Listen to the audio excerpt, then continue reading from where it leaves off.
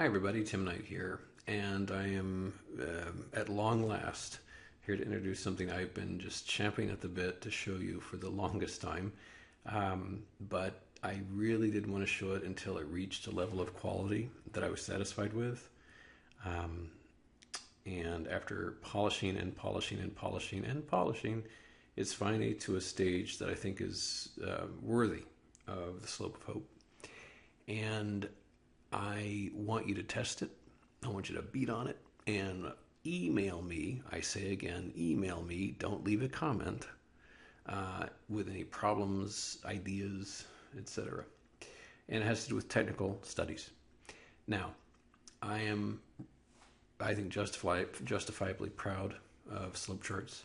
I think it's got the best drawn objects, the best watch list management, the most intuitive, pleasurable interface out there. And I should know because I use this thing every day of the year, dawn to dusk, and I'm delighted with it. However, there has been one very weak area, which is the technical indicators. It's the only aspect of the product that's been second rate until now. And to be clear, it's not like we've added 100 new indicators. Not at all. We still have a very thin set of, I think, like 8 indicators. That is going to change. What I wanted to do was to recraft the interface to allow for more flexibility, more ease of use, and the ability for us to add dozens of new indicators over the course of time. So I want to introduce this to you. Hit Control F5 on your SlopeCharts just to make sure you get a nice, fresh, clean copy of the very latest and greatest. But let me just walk you through it. Okay, so as before, you just go to Studies and choose Technical Studies, and there's going to be a completely new dialog box. And there's 4 elements I want to explain. The first element is the choice of studies over here on the left. And you can just click on any of these, and it'll instantly change. The second element, which is over here, the parameters for any given study. The third element is down here, which is the creation of a study set. Now, everything with technical indicators is anchored to the notion of creating a study set. Even if you want to use one moving average, that is created and preserved as a study set. Typically, those study sets will be more complex than just one simple moving average. And the fourth and final element is the study sets themselves, which are right here. Let me go ahead and delete a couple of these goofy ones that I was working on during our testing.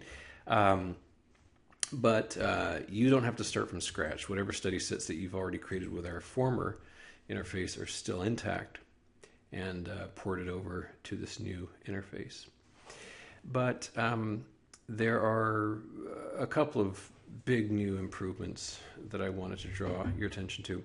First of all, as you can probably sense from what's going on in the background there, you are immediately provided a preview of anything you're doing. Anything at all.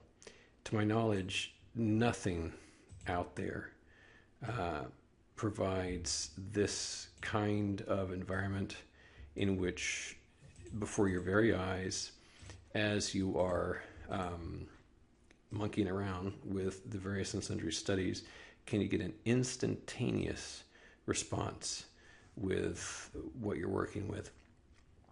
And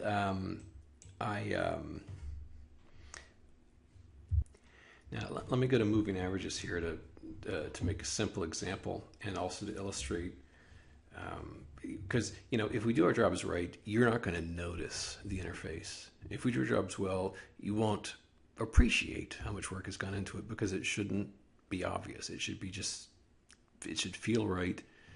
It should not be apparent. And God knows, I want to save you any extra steps or any hindrance or encumberment as you're using this. So, moving averages here. So here we are, and I haven't rehearsed this, or there's no script in advance. I'm just going to do this quickly. Let's just say that we wanted to throw down a trio of moving averages. One thing I want you to immediately notice is the mere fact I've added one and it puts it down here, the color immediately changes for the next one. Because one thing I wanted was that you shouldn't have to manually change every blessed thing as you go through it. It should make it easy for you.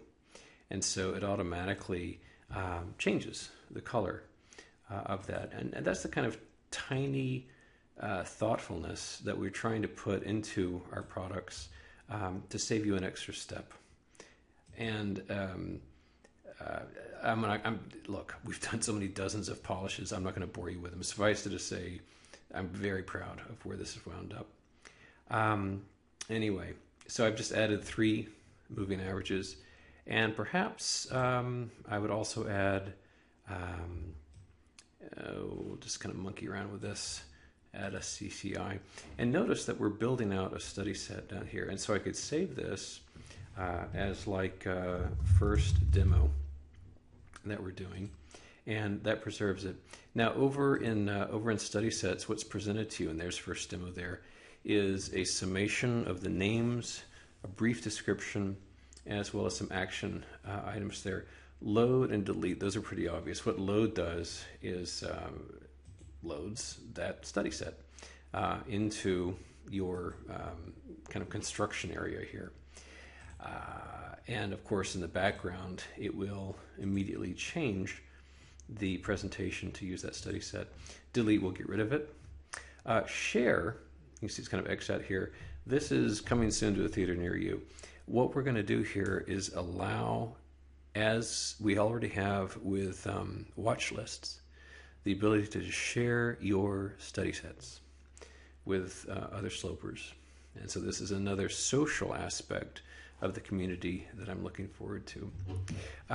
Brief as this overview has been, you already know everything you need to know about this.